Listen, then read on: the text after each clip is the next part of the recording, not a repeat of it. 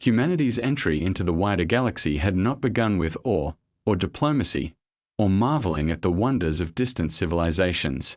It began with suspicion from every starfaring species that heard the word Earth. The Galactic Empire, the ruling body of hundreds of worlds, had dealt with warlike species before. They had crushed rebellions, wiped out pirate nations, and subdued barbaric clusters near the rim. But humans were different, unique in ways the Empire's projections had trouble quantifying.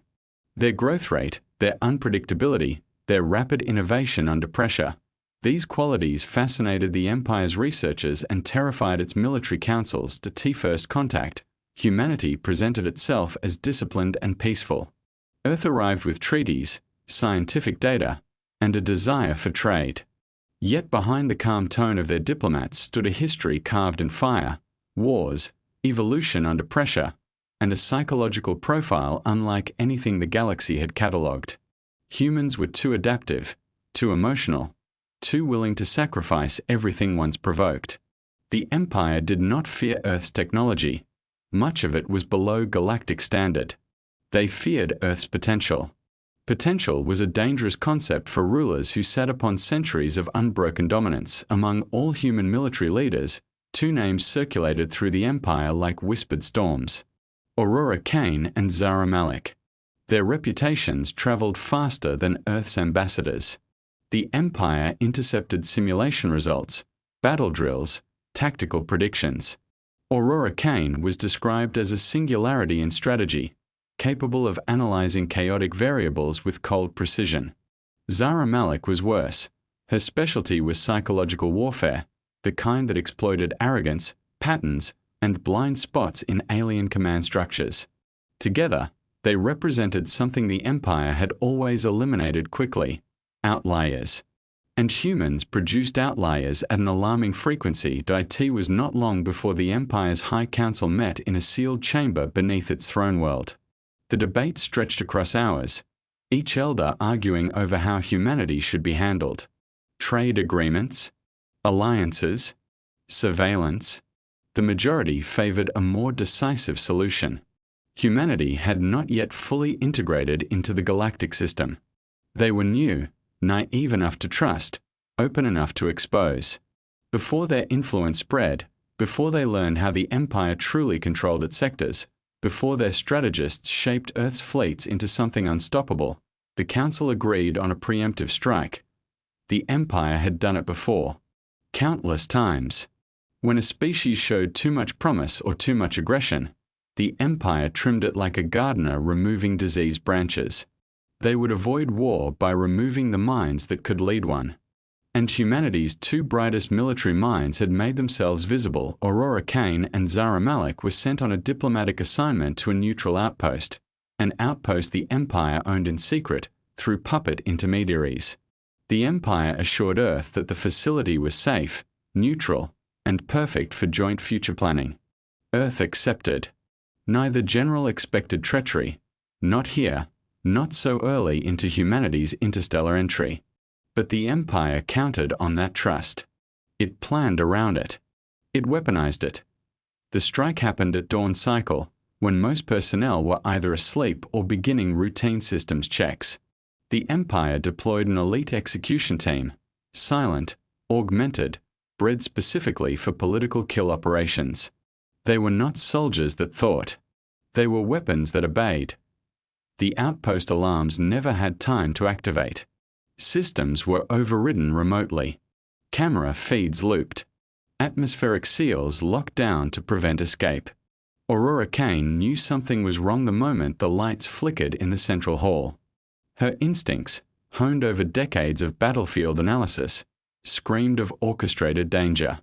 She signaled Zara immediately, both switching from diplomatic composure to hardened tactical mindset in seconds.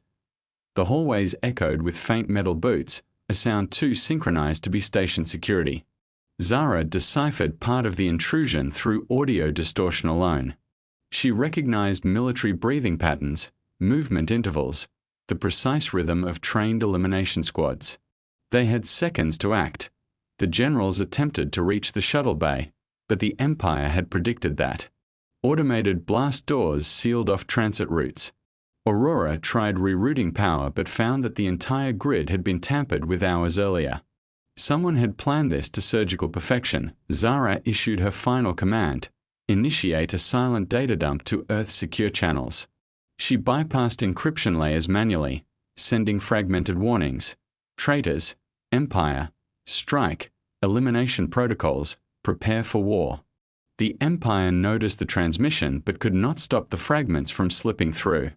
Even dying, the two generals refused to let humanity remain blind. The execution team broke into the corridor. Aurora held the left flank using nothing but improvised cover, turning a maintenance cart into a temporary barricade. Zara positioned herself behind Aurora, using minimal movement to conserve time while encoding the last message. The intruders advanced with mechanical precision. Aurora knew she would die here. Zara knew it too. There was no speech between them, no dramatic last words. Only quiet nods, the kind soldiers give when accepting fate. In their silence, there was unity, resolve, defiance. The Empire did not grant them mercy or respect. Once cornered, they were executed with perfect, cold detachment. Their deaths were recorded by the Empire's own cameras, their final moments captured and archived. The Empire debated broadcasting the footage publicly to terrify humanity, but ultimately shared it only within its ruling circles. They feared giving the humans martyrdom. Even in death, the humans unsettled them. The bodies were disposed of. The outpost was cleaned. Reports were manufactured, claiming a tragic reactor failure. Official condolences were sent. Earth, however, was not deceived. Zara's fragments arrived heavily corrupted, but enough keywords survived to unravel the truth. Earth did not cry foul publicly. Earth did not demand investigation. Earth did not accuse the Empire. Earth went silent, a silence that frightened even those who had ordered the strike. The Terran Union Security Council gathered in an emergency subterranean chamber beneath the Pacific Defense Grid. Every representative, every military commander, every intelligence director arrived within hours. No one argued. No one debated. The moment Aurora and Zara's corrupted final transmission appeared on the holotable, the decision was unanimous. Earth activated the Black Sun Protocol, a protocol never meant to be used. A protocol designed for only one condition: if humanity's survival depended on total retaliation. It authorized unrestricted warfare, removed political constraints, gave full command to Terran High Command and strategic AIS.